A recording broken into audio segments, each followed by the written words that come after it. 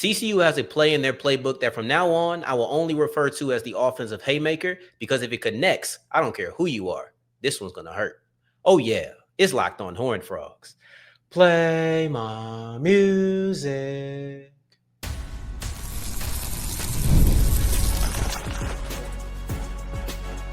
You are Locked On Horned Frogs, your daily podcast on the TCU Horned Frogs. Part of the Locked On Podcast Network, your team every day. What's going on, family? Welcome back to another episode of the Locked On Horned Frogs podcast. I am Darrion Gray, a.k.a. the Mouth of the South, 817 raised, as well as the site expert at Who Dat Dish and contributing writer at USA Today's Saints Wire. Thank you for going on this journey with me. Make a Locked On Horned Frogs your first listen of the day every day. Now, we're going to wrap up today's episode with a look at Ka'Morreun Pimpton, who is returning to practice, though I'm not sure when he will return to the game. I'm just excited for when he does come back to action. In segment 2, Eric McAlister did not have a productive week 1, but I think that he can be very effective against Abilene Christian. Matter of fact, it'd be one of my priorities to make sure that he is. But let's kick this whole thing off with a look at the offensive Haymaker. It is a move that I'm a big MMA fan. It's a move that when you connect, it doesn't matter who it is, that thing is going to hurt. And that's the same way that I look at the play that TCU calls grill. It's one of those plays that Cade Bennett said is one of, if not his favorite play to run. Okay, well, what is grill? Grill is the play that Kevorian Barnes had on his touchdown. It's the one that Trent Battle had on his touchdown. These are two plays, ran to the right and then ran to the left, that had the same result. One was significantly longer, but both were big plays and both were scores. That already tells you just how effective that the play was. If you're an everydayer and you heard yesterday's episode, you kind of knew this was coming. I wasn't sure if it was going to be the opening segment, but as I went back and rewatched that North Carolina game and I saw how effective that this play was, how effective that the offensive Haymaker was, this was a clear lead segment, because to me, this is a play that they can run any moment, anytime, and can be a consistent 5-yard gain and sometimes be a 75-yard gain. So let's look at this play and start off with the Barnes touchdown, because what Kevorian did on this play was special, but it was set up by, I would say, obviously all 11 players played a part, but I would say there was about 3 to 4 players who are pivotal, who we need to highlight, who aren't named Kevorian Barnes. And let's start off with just the scheme and the mechanics of this play that they call grill. So you're going to have a double guard pull, which is what I referred to it as at first until I knew the actual name of it. But you're going to have both of your guards pull. In this case, they pull to the right. You're going to have your right guard, who was Carson Bruno. You did have Bruno, and you also had Remington Strickland. But on this play, it was Bruno who was playing right guard. He's going to release out. He's going to pull out, and he's going to kick out that edge player. The right tackle is going to replace him by washing down. So they essentially look at it as an X, where the right tackle is stepping down to his left, and the right guard is stepping around to his right. The guards are going to be the players who get the most attention in this play, but they aren't the only ones who really sprung this long touchdown. So Bruno kicks out the edge rusher. And then you have coming from the other side at left guard, Cade Bennett. And Bennett is going to come in. He's the clear guy. So I look at each guard as having a role. One guard is going to kick, one guard is going to clear. So when the right tackle washes down and the right guard pulls, you want to kind of have a space, but their backs should be to each other. You don't want their backs touching. That's a fail. But if their backs are looking at each other and there is a gap in between, that is a successful start to the play. Then you have a player like Bennett who's going to pull around and he's going to run through the gap and he's going to clear out whoever that next second level defender is for Kevorian Barnes. I think that's what a lot of people saw. I think that's what a lot of people would talk about. And to me, that is the highlight of the play, because both of your guards pulling is something that stands out. Pulling the same direction is something that stands out.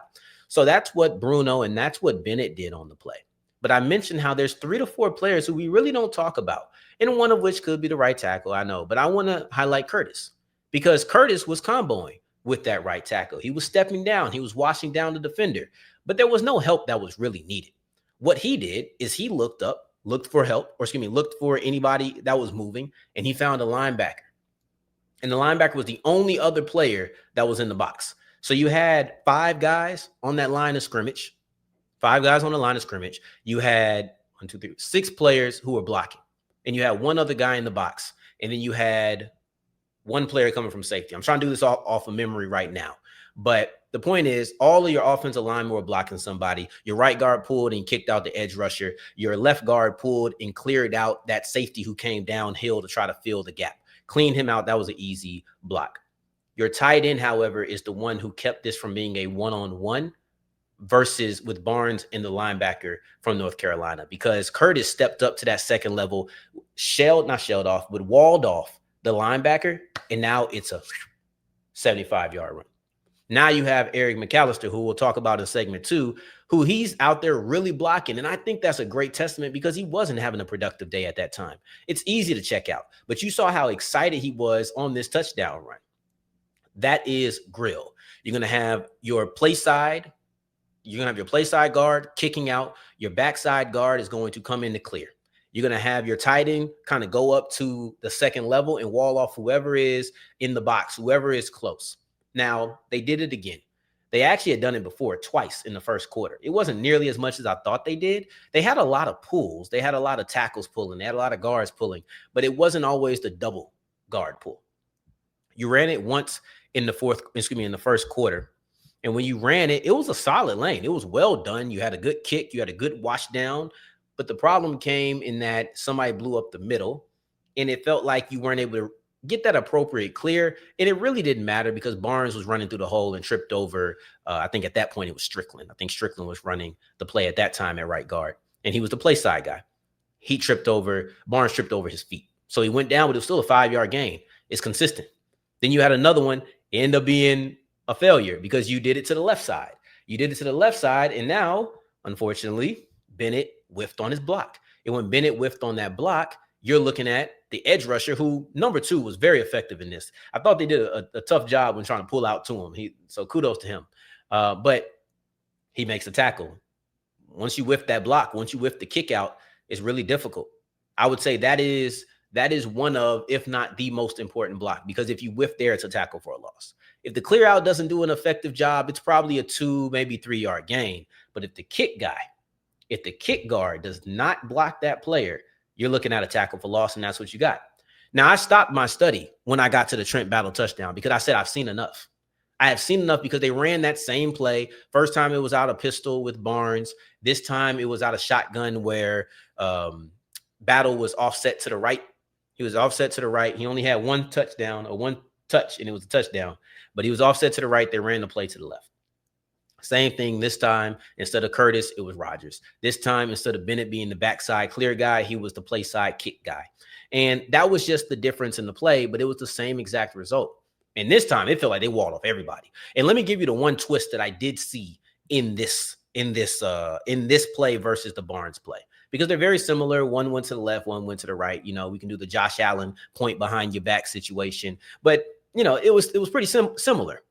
But one big difference is that Briles motioned the receiver across the field, and that took the cornerback out. Does the cornerback add a player in the box? No, he doesn't. But what he does do is give a player who is on that boundary, a player who can fight through a block. Once you motion your receiver over to the opposite side of the field, there is no real threat of him making a tackle. He is no longer a threat in this play. So I thought that was a really smart way to do it. You saw that it was man coverage. He went with him. There was no bump over. So that took that player completely out. Once James hit that hole, matter of fact, once Bruno hit the hole to be the clear out guy, it was pretty much easy sailing. Bruno did make contact and smash a defender. I think it might have been a linebacker, but it was pretty well walled off. That guy could have crept through and tried to make an ankle tackle. So it was an important block, but you just saw green grass and he hit the pylon. Touchdown. The reason I call this is Haymaker, because you can have big plays. You can have effective plays. But the thing that sets Grill, as they call it, apart from everything else, and the reason I think that Grill is their Haymaker on offense is because I think that every time you throw it, if you connect, it has the potential to be a long touchdown. And even if you just graze them, even if you just barely hit, it has the potential to be a 5-yard gain, 6-yard gain, 7-yard gain. It's that type of play. It's one of those things that it can be your go-to tool on a regular basis. And once you connect, it's scary for whoever. I don't care who you're talking about. If you block that up right, If the pull guard, if the kick guard and the clear out guard both handle their job, if the tight end reaches the second level and he's able to wall off whoever that defender is, safety coming down, linebacker in the box already, it doesn't matter who's in there. If everybody handles their business, this is a big play waiting to happen every single time. So I'll let you keep calling it grilled. We can even call it Cade Bennett's favorite play. Said is one of the 2 favorite plays for him. I'm going to call it this offensive haymaker, because if TCU ever lands this, I don't care who it's against, we may be talking about a touchdown. I know you can't actually throw punches in football. You'll get ejected for that. But this is as close as you get. This is as close to a haymaker as you could possibly be. They have nice-sized tight ends. They have really athletic mobile guards to make this play work. They have physical guards to make this work. I like this play a lot, and I expect to see it on a regular basis for the Frogs. But let's move forward and talk about a guy who I think we will see on a regular basis from the Frogs. We just didn't in week 1, and his name is Eric McAlister. Expect to see him early and often on Saturday. We'll take a look at that and why that should be the case as we continue with Locked On Horned Frogs. Today's episode is brought to you by Mazda. Mazda crafts cars for those who do more than simply move. I'm not talking you get to point A to point B people. I'm not talking about you. I'm talking about those who want to ride in confidence with every single ride. And when you're looking at the IIHS Top Safety Pick Awards, that's Mazda. I'm talking about from footwork to breathwork, athletes sweat all the details. Mazda does the same, has the same intention to how they craft every single model. You can feel the Japanese craftsmanship in every detail, from the metallic accents to the available leather upholstery. Oh my God, this is just style and performance wrapped up in one 4-wheeled creature. Good God Almighty. Like our players, we sweat every detail, because when you make every move count, impossible becomes irrelevant. Mazda, move and be moved. Today's episode is brought to you by DoorDash. It's almost a weekend. Time to look back and crown this week's MVP on Who Delivered, powered by DoorDash. Just like you can win every Saturday with DoorDash Streaks, saving more every time you order. These players delivered when it mattered the most, so let's break it down. Obviously, the Frogs didn't play this week, so let's reflect back to the big-time play we just talked about. Kevorian Barnes, at the beginning of the third quarter, needing to break the back of the Tar Heels, he delivered, just like DoorDash delivers if you want something to eat Saturday night when you're watching your Frogs put it on Abilene Christian. So I expect Barnes to have another big game, and maybe that will be the streak this week. And just like Barnes delivered for the Frogs, DoorDash delivers on Saturdays. With DoorDash Streaks, you save every Saturday that you order. Stack it up all season long, and you can have up to $250, including $100 in DoorDash credits. Order this Saturday. Keep the streak alive. Fuel your game day only with DoorDash. Terms apply. Promo period through November 18th. As we continue rolling on today's episode of Locked On Horned Frogs, make sure you follow me on Twitter at South Exclusives. Starts with an S and ends with an S. I think that getting Eric McAlister involved in the game is very important. I think that you want to look at the psyche of a player, especially when it comes to a wide receiver. And you don't have to be a diva. You don't have to be a locker room cancer. Receivers want to catch the football. Receivers want their targets. Receivers want their catches. I know that we have a lot of team players, and we always stress that. Be a team player. Be a team player. Excuse me. But I don't think not wanting to perform is all of a sudden a selfish trait. And trust me, Eric McAlister wants more than 3 catches for 20 yards. That's what he had against North Carolina. And you have to understand who this is. This is the guy who you expected to be your lead receiver coming into the season. He's one of the players that people had an eye on nationally. When you look at the impact players for TCU, it was Kevorian Barnes and it was Eric McAlister. That's who it was on ESPN on I was going to say Monday Night Football, but it was a Monday night game in football. But but you're looking at McAlister as one of the impacts. I'm surprised it wasn't Josh Hoover, to be honest, but I thought it'd been Hoover and McAlister. When you're looking at the Frogs offense, you think pass. Yes, they had a phenomenal display on the ground against North Carolina. But at the same time, coming into the season, it was about Josh Hoover. It was about pushing the ball through the air. Matter of fact, that was a question mark on whether or not they could run the football.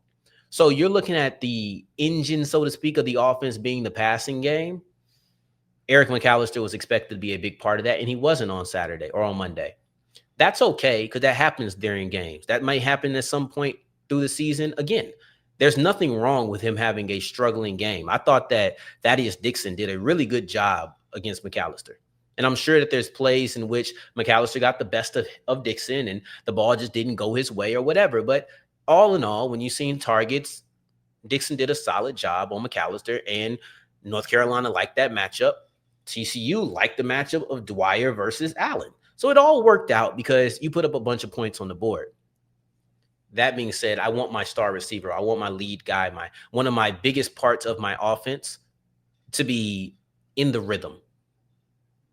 And that's why I started by talking about divas. Let's put both fingers up, or both air quotes up, divas and locker room cancers. I think McAlister wanting to be involved in the offense, I don't think that it applies to being a cancer, though it is usually used that way. I just want him to be in the rhythm. It's not that I want to feed him so he doesn't complain. I want to feed him so that he's dialed in. I want to feed him so that he gets the flow. You know how sometimes when a basketball player is missing a bunch of shots, they'll be like, hey, he went to the stripe and he made it. He just needs to see the ball go through the hoops. So like sometimes that's how I feel. I just want the ball to go through the hoop. Get him a nice little screen pass. Get him 5 yards on that. Get a couple of plays that are schemed up to go to him. I'm not asking Hoover to force the ball to I was going to say Allen. I'm not asking him to force the ball to McAlister. I'm just saying Briles is a really good play caller. And I think that he could set up some shots that would get McAlister into the flow of the offense, that would get McAlister into just feeling familiar and into the flow of the game. That's important, man. That's important. You want your players to be active and involved. And sometimes easy touches like this are the best ways to get it done. Now, one thing I don't want to rule out when it comes to this is that what if Jordan Dwyer just comes in and he's the top guy?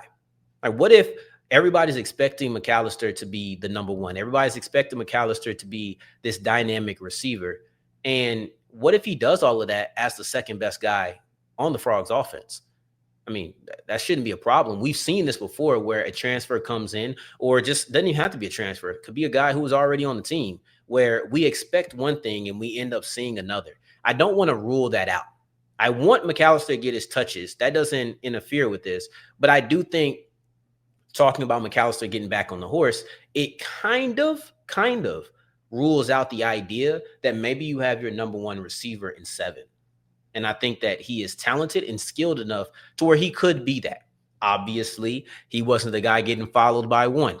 But at the same time, I saw a lot from Dwyer in that game that tells me that he could be one of the most effective weapons on this offense. So I still want to get McAlister involved. I still want to make sure that he's getting his touches. I want to make sure that he's happy. I want to make sure that my offense is going to be better the better that Eric McAlister is. So I still want all of those things to be the case. But when talking about it, I do want to just mention, I don't think it's worth an entire topic, but I just want to throw it out there that, hey, Dwyer has the ability to be a top receiver, and I want to see more of him. You may have a two-headed monster. You may have a strong 1-2 punch. Who knows? Maybe, some people have 2 number ones. Some have a strong 1-2.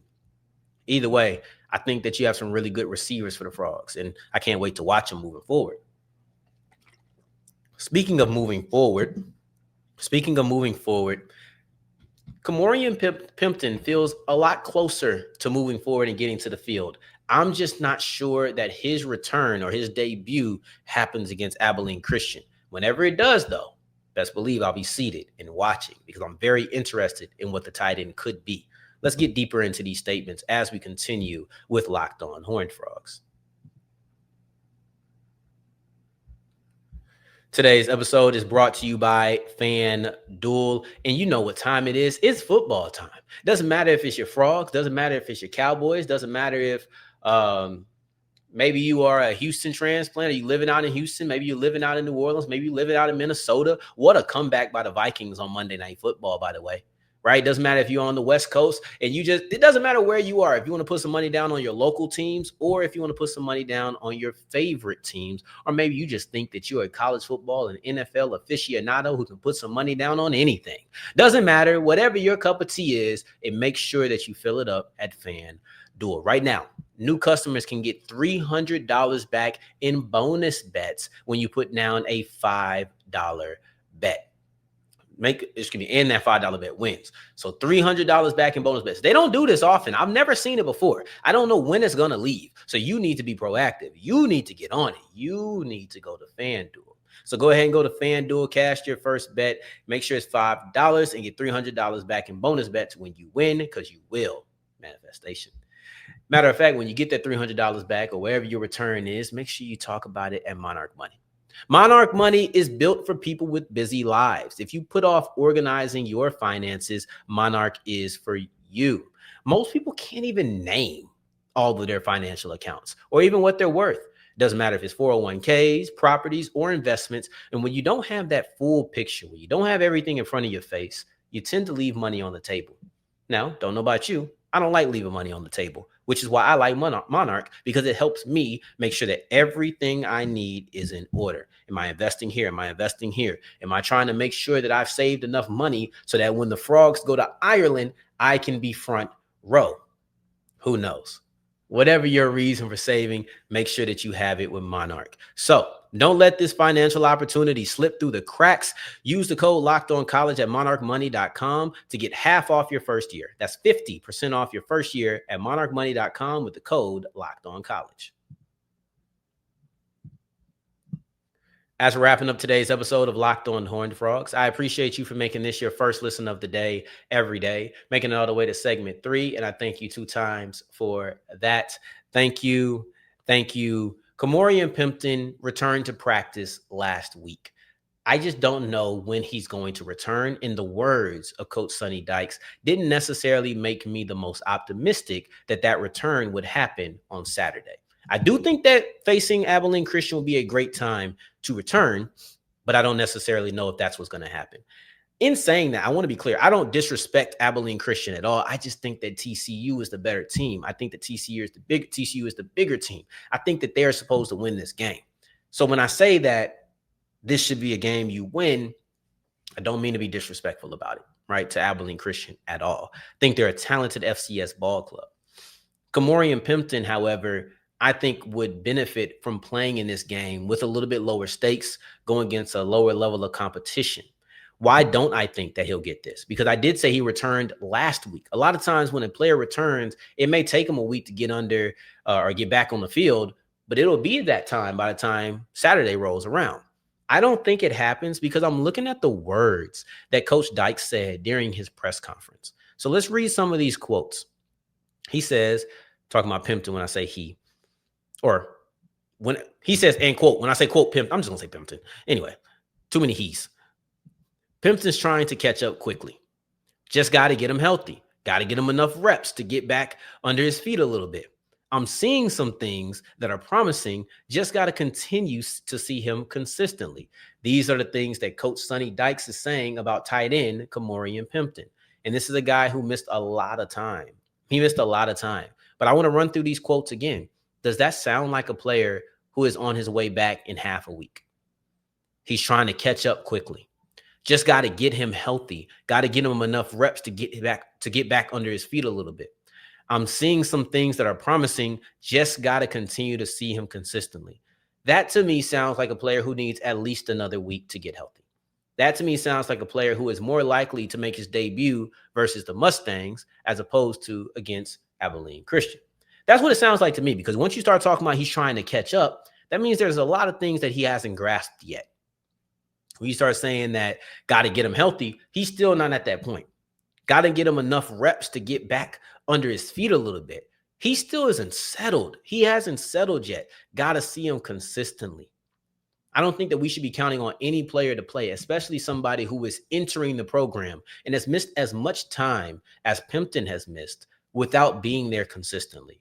You know, if he was a senior who was recruited out of high school to TCU and, you know, he just missed most of the time in spring and fall, but he knows the system and everything's the same, then yeah, It's just about the athletic aspect of it. But for Pimpton, it's about the mental reps. For Pimpton, it's about actually knowing your place in the offense and running through some of these drills, running through these plays. You don't want to push him out there. You don't want to rush him. You do have Curtis. You do have Rogers, right? And I didn't mention on that on that battle touchdown, it actually ended up being Rogers who made that block at tight end and not Curtis. But excuse me. So when you're looking at the tight end room, you have enough talent that you feel confident in to not have to rush Ka'Morreun back into play, to not have to rush him into a situation where, hey, man, we need you so bad. You feel good about your tight ends, especially after Monday's game. You feel good. So you don't have to rush him. But once he does get healthy, once we do see Ka'Morreun Pimpton out there on the field, I am excited. And you could use Dyke's words as a reason on why I'm excited. He says, I think he has the chance, hoping he can get healthy and start to contribute is how Dyke started the answer about Pimpton and his health. That was the first thing that he said before anything else. That's what he said, hoping he can get healthy and start to contribute. I know that that's just regular coach speak, but then he started talking about the bigger body frame. And I am excited. I think a lot of people were excited when he came over from LSU. Then he goes on to say, Dykes goes on to say, I think Pimpton has the chance to be a really good player. He just hasn't played a whole lot of football up to this point. And that's why I think this would have been a really good game for him. Because as excited as you want to be about Pimpton, excited about Pimpton to come onto the field, for him to be a big body threat, maybe a red zone guy, however you feel about him, he has not played a lot. And with not playing a lot, there's going to be a acclimation period. There's an acclimation period that he's going through right now when we're talking about getting practice reps, getting the playbook down, being familiar with his roles and how, if he was running the offensive Haymaker, would he have the ability to come off of that block to block the linebacker on the 75-yard play? I think he could do the Rogers one because Rogers ran straight to his guy. But Curtis, he stepped down with that right tackle and climbed to the second level afterwards. Is he going to have the muscle memory to know, boom, boom, this is how I need to look for it? These are reps that turn 3, 4, 5-yard plays into 75-yard plays. And this is why you want to be patient. This is why you want to step into this situation cautiously.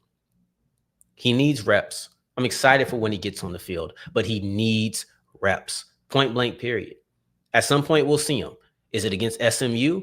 Is it against Arizona State? What are we looking at here? Is it going to be at the beginning of November? Who knows? But at some point, I hope it's not the beginning of November. At worst, October, right? He's already practicing. But who knows what it's going to be. But I think that that's going to be a player that a lot of people are looking forward to. And I'll be interested to see if he doesn't come back before Big 12 play. If he doesn't come back before Big 12 play, I'd be interested to see how does Briles get him involved in the offense. That's something that I'll be watching very closely. But the first thing we need to watch is when will Pimpton hit the field? On tomorrow's episode, I think we're going to have a conversation about why it is a trap game, but it's not one that they'll fall victim to. TCU seems to have the mental headspace to really handle going from the Belichick game to the FCS game. That's important, and both Cade Bennett talked about it and Sonny Dykes has talked about it at multiple points. But we're going to get into that on tomorrow's episode. In the meantime, in between time, until the next time that we hear each other, family, take care, stay blessed. Peace.